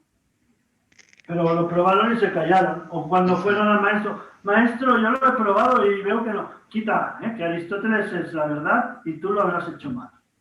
¿Sí o no? Tú no tienes razón y punto. Es que lo he probado. Que no, hombre, que no. Estas cosas no se prueban. Porque probarlas es cuestionar a alguien más sabio que tú. Pero ¿quién te crees que eres? ¿No? Ya, las respuestas. Esto no hay ni que probarlo, hay que creerlo y punto. Igual que crees en las Sagradas Escrituras, hay que creer todo lo que dicen los sabios. Ese es el dogmatismo que hemos dicho, es el principio de autoridad. Pero Galileo ya está en este contexto de que lo están cuestionando todo. Y Galileo dice, pues yo veo que no, que esto no es así, por lo tanto se considera a Galileo el padre del método el método experimental, o sea, de la ciencia experimental, cosa que no existía en la ciencia helenística, era un pensamiento más especulativo, pero Galileo dirá, bueno, pues hago la prueba, no funciona, he tirado 50.000 bolas y ninguna se comporta como dice Aristóteles, por lo tanto, la física de Aristóteles no concuerda con la experiencia. ¿Verdad que si yo observo el universo y quiero elaborar un sistema, tiene que concordar con la observación? Porque si no, me puedo inventar que los planetas van por aquí y por allá. Me dirán, no, esto no es así porque no concuerda con lo que yo veo. Pues en la física igual. Galileo aplica lo mismo. Dice, yo voy a estudiar el movimiento de los cuerpos para determinar cuáles son sus leyes de comportamiento. Es inaugurador de la ciencia moderna. Por dos elementos. Uno, porque aplica el método experimental. Y dos, porque el lenguaje que va a utilizar es el matemático. O sea que los fenómenos hay que traducirlos a datos numéricos. Y con esos datos numéricos operar. Hay que calcular el tiempo que cae. Hay que calcular la distancia recorrida, ¿no? Todos esos elementos son numéricos. Y a partir de ellos, Galileo va a inaugurar la nueva física. La física moderna. La que estudiamos en las escuelas. Pero hay un elemento que Galileo no llega a descubrir, que es la aceleración. Cuando un cuerpo cae, es una velocidad que cada vez se va incrementando, ¿no? Cuanto más recorre, más velocidad va adquiriendo. Y eso Galileo no sabe el por qué ocurre. Galileo es el que nos hace el movimiento uniforme, ¿no? De velocidad constante, en sus ejercicios de espacio partido por tiempo, toda esa física más básica. Pero la física de la aceleración, de la constante de la aceleración de la gravitación, eso, ¿quién lo descubre? Isaac Newton. Por lo tanto, Newton, diríamos que es el que acaba de completar la obra de Galileo mediante la ley de la gravitación, ¿no? De la caída de los cuerpos, y las leyes de Newton, de las fuerzas y de todo lo que será la base de la física moderna. Han roto de nuevo con el dogmatismo, han abierto de nuevo las ciencias que había en el helenismo, pero ahora con dos elementos novedosos. Uno, la experimentación, y dos, la matemática como el lenguaje para el estudio de las ciencias físicas. Estamos ya a las puertas de la filosofía moderna.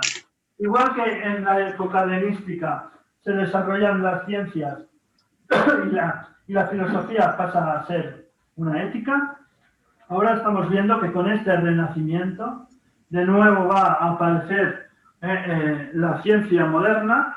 Ya vemos que con sus diferencias respecto a la ciencia helenística, pero ahora, ¿cuál será el papel de la filosofía? Una filosofía que ya no va a estar basada en Dios, una filosofía que no es cristiana y que está inspirada en este antropocentrismo y está inspirada en la revolución científica.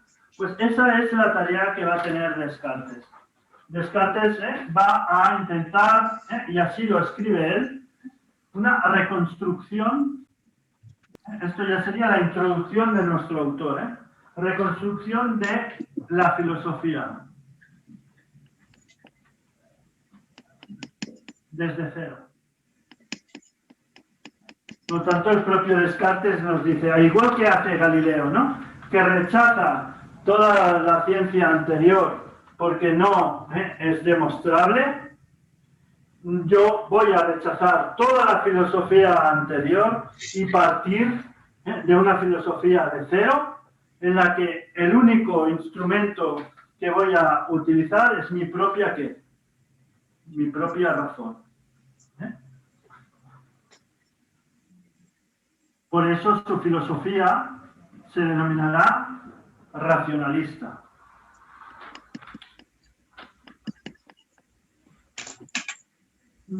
Otro precepto sería no tomar nada del pasado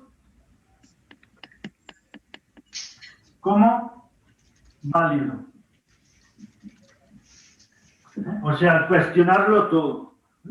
Lo que denomina Descartes como la cura mentis, que sería voy a limpiar mi mente de todo lo que me han enseñado en las universidades, en las escuelas y tal. Todo a la basura. Vamos a elaborar una nueva filosofía desde cero, casi como la que se planteaba ¿quién? El propio Sócrates al decir, solo sé que no sé nada. ¿Bien? Pues Descartes va a decir una frase algo parecida. Partir de la filosofía, así como Sócrates surge como rechazo a toda la sofística, tenemos que Descartes surgirá como rechazo a toda la teología, a toda la metafísica medieval. ¿Y cuál será su método? Será, y esto es muy importante porque por eso es filosofía moderna, analizar la validez de todo posible enunciado. Y este será el punto de partida para la clase de la semana que viene. Y ahora os lo explico. Si bien... ¿Qué pone al final, Josep? ¿Perdona? Aquí, posible enunciado. Sí, validez de todo posible enunciado. Vale. Lo mejor es que mi posición aquí ya... Y ese es el método. Sí. El método de partida. Sí. Fijaros, aquí veremos. Lo que hacen los filósofos antiguos griegos es preguntarse por la esencia de las cosas, ¿sí o no? Es decir, alrededor tenemos un mundo y me pregunto, ¿qué son las cosas que veo? ¿Son reales? ¿Son sombras proyectadas por ideas? ¿Me engañan los sentidos? ¿Lo que veo es tal como es en realidad? Esas serían las cuestiones, ¿no? De alguna manera de partida de la filosofía griega, ¿no? La filosofía moderna no se pregunta si lo que veo es real o es falso. Lo que se pregunta, y esto es muy importante para entender la filosofía moderna, es lo que decimos de las cosas. Si lo que decimos es válido o inválido. O sea, cuando yo digo esto es una silla, es un enunciado válido, universal, evidente, o es un enunciado que se pueda cuestionar. Si se puede cuestionar, ya no es fuente de conocimiento. Si es incuestionable, es fuente de conocimiento. No sé si me explico. Sí. Sí. Tenéis que pensar que el propio Descartes conoce bien la nueva ciencia que está surgiendo y que se está desarrollando. Y de hecho él la desarrolla, porque además de filósofo, seguro que habéis hecho matemáticas cartesianas, el método cartesiano. ¿Os suena? Ujú. No. ¿No? Pues es un método de matemáticas que se estudia en la escuela. Por lo tanto, él conoce bien las matemáticas. Entonces partirá de enunciado. Enunciar es decir. ¿No? Decir algo de algo. Yo puedo enunciar algo del lenguaje matemático. Si yo os digo, por ejemplo, que 2 más 2 son 4, ¿alguien de vosotros me puede decir que eso es cuestionable? No, es así. Es una No. verdad. Bien, por lo tanto, Descartes, al igual que hacía Platón con los pitagóricos, se da cuenta de que los enunciados matemáticos gozan de evidencia, gozan de validez universal. Y cuando decimos de validez universal, es decir, que algo es válido para todos.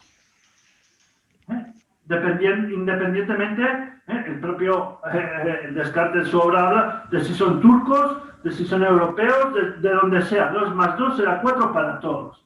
Independientemente de las culturas, de las modas, de las religiones, de todo. Eso es un enunciado válido. A partir de aquí, es posible enunciar algo que no sea matemático y que tenga la misma validez que 2 más 2 igual a 4. Ese es el proyecto. Por tanto, ya no se pregunta por la esencia o por la realidad de las cosas, sino por la validez o invalidez de lo que nosotros decimos de las cosas. Porque si queremos saber si lo conocemos o no, tenemos que ser capaces de que eso que decimos sea válido para todos. De hecho, está inspirado en el propio método de la ciencia, ¿no? Cuando la ciencia elabora una ley, cuando Newton elabora la ley de la gravedad, nadie es capaz de decirle que es falso. Todo el mundo hace sus comprobaciones, sus experimentos, sus demostraciones y todos dicen, esto es una ley. Es ley en cuanto que es indudable, incuestionable. Descartes lo sabe. Dice, vale, en la matemática, en la física, se elaboran leyes, o sea, enunciados, que son absolutamente válidos y universales para todos. Si queremos hacer una filosofía, tenemos que saber qué tipo de enunciados puede hacer el ser humano y que sean absolutamente válidos. Por ejemplo, si yo digo, estáis en vuestra casa, ¿eso es un enunciado válido? Como el 2 más 2 igual a 4. Es cuestionable. Es cuestionable, porque puede ser que no estéis en vuestra casa. Por lo tanto, yo no lo puedo afirmar, no lo puedo validar como un enunciado matemático. Claro. Yo os digo que ahora mismo yo estoy aquí haciendo una clase, ¿eso es un mismo enunciado que 2 más 2 igual a 4? Sí. Sí, ¿no? Claro. Es válido. Pues Descartes nos dice que no. Porque puede ser que esté soñando, puede ser que esté loco, puede ser que sufra una alucinación. Por lo que no tengo la absoluta certeza de que realmente esto que digo sea cierto. Vaya. Está bien, bueno. Todo lo que podemos decir es cuestionable. Si no hay nada que podamos decir que sea válido, entraríamos en el mundo de los sofistas, en el mundo del escepticismo. ¿Estáis de acuerdo o no? Y ahí está Descartes, a punto de entrar en el relativismo total y en decirnos que todo es cuestionable, que no hay ningún enunciado que soporte este análisis de la validez. Entonces vuelve a recular igual, porque vuelve otra vez a un pensamiento sofista, que nada es cierto y nada es falso. Pero finalmente llega a un enunciado que es incuestionable. De acuerdo. Y ese será el punto de partida de su filosofía. O sea, él lo que hace es decir, por ejemplo, a ver si lo pongo un ejemplo, es decir, yo estoy aquí, eso es dudable. Que yo me llame Josep, eso es cuestionable, igual me han engañado. Me han cambiado el nombre. Igual me robaron de pequeño. Me llamaba de otra manera. Qué rebuscado. Ojo, estáis seguros de todo, ¿eh? No puedes estar seguro de nada, ¿eh? Enseñanzas de Descartes. No estás seguro de... ¿Yo qué soy yo? ¿Yo soy esa imagen que veis en la pantalla? Pero cada imagen, cada persona la ve distinta, ¿no? Correcto. Por lo tanto, ¿yo en realidad qué soy? ¿Mi imagen? No. ¿No? ¿Yo qué soy? ¿Mi cuerpo? Qué rebuscados todo, ¿eh? También es Si pierdo un cambiable. brazo, ¿sigo siendo yo? También es cambiable. Si pierdo los dos brazos, ¿sigo siendo yo? Si me sacan la mente de la cabeza y la meten en un ordenador, ¿dónde estoy? Joder, No. has rebuscado. Lo has rebuscado, pero son preguntas. ¿A qué respuestas me decís? ¿Dónde estaré? ¿En el cuerpo o en el cerebro? Eso es claro, en el cerebro. Y si me sacan la información del cerebro y me la ponen en el ordenador y solo soy en forma bytes, ¿dónde estoy? Qué bueno. En los bytes. Los bytes. O sea, soy bytes. ¿Lo veis? Todo es dudable, todo es cuestionable. En esta incertidumbre es donde os quiero poner, con estas bromas, en la filosofía de Descartes.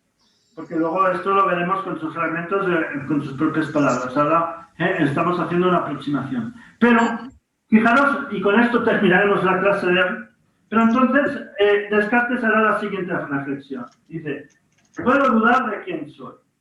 Puedo dudar de que soy Josep. Puedo dudar de si estoy en el ordenador o estoy en el cuerpo. Puedo dudar de si estoy durmiendo o estoy despierto, si estoy loco o estoy cuerdo, si esto es un sueño o una pesadilla.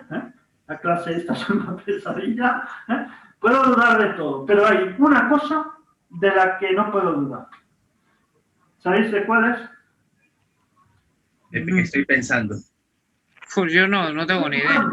De que estoy dudando, de que haya alguien ahí, ya no digo ni yo mismo, no, de que hay un dudante, de que hay alguien que se hace estas preguntas. Si no hubiese nadie, esas preguntas no surgirían. De que hay un sujeto que duda. Bien, pues esta es el enunciado que para Descartes es indudable. Es el famoso pienso, luego No existo. y fijaros, para entender bien esto y no caer en la mala interpretación habitual, que no se trata de un pienso y después de pensar existo, sino es al mismo tiempo, es un luego que es un ergo, que es pienso, entonces como pienso, existo.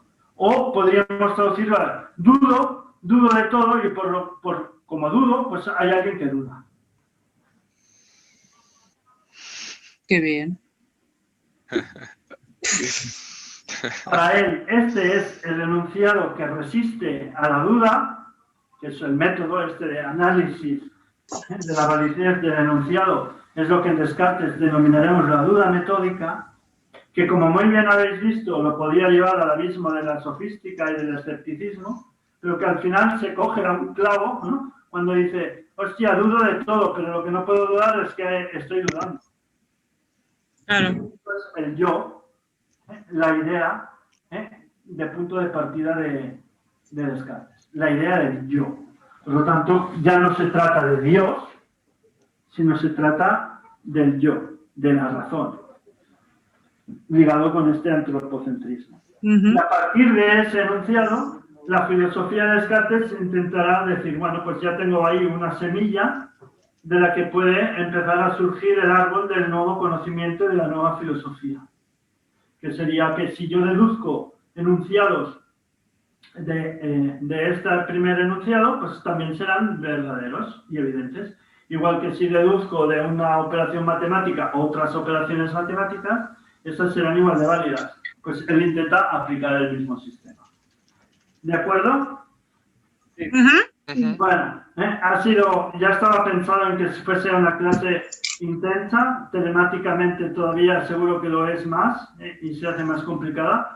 La ventaja que podéis tener si queréis recuperar cualquier fragmento o cualquier cosa, para un poco tener esta transición interesante, ¿Por qué? Porque podéis utilizarla en el contexto histórico, ¿no?, de Descartes, con mucha riqueza y con muchas relaciones, ¿no?, en estos 2000 años que nos hemos ventilado en 2 horas. O sea que es una cosa impresionante. Creo que me sirve para ponernos en el punto de partida de lo que sería el proyecto filosófico de Descartes y de poder analizar su obra con mucha más solidez, ¿vale? Por lo tanto, para la semana que viene, evidentemente, no os doy ningún ejercicio para hacer. Os tengo que decir que he corregido todo lo que tenía, excepto que os tengo que entregar algunos ejercicios que tengo en papel, pero todo lo que tenía digital, ayer lo estuve corrigiendo, estuve enviando. Si os falta alguna cosa, recordádmelo por mail, porque lo revisaré. Bueno, yo ayer te lo envié por la noche, no sé si lo viste. No, entonces no. Es que fue durante el día y digo, no creo que me lo haya corregido porque te lo envié tarde. No, porque terminé de corregirlo por la tarde. Entonces, vale. Lo que tenía. Claro, vale. Bueno, vale. No, yo te envié el de la semana pasada, el que dijiste para la semana para esta. Y ya está. Vale. Una cosa, Josep, bueno, ya te lo digo por aquí. Yo la semana que viene sé que es presencial, pero yo no podré ir porque trabajo y no me da tiempo a llegar al trabajo si voy a clase. Pero bueno, la haré online y si hay algún trabajo o algo ya te lo enviaré. Perfecto. Y si tengo alguna duda o lo que sea, ya te envío algún correo. Pero para que lo sepas.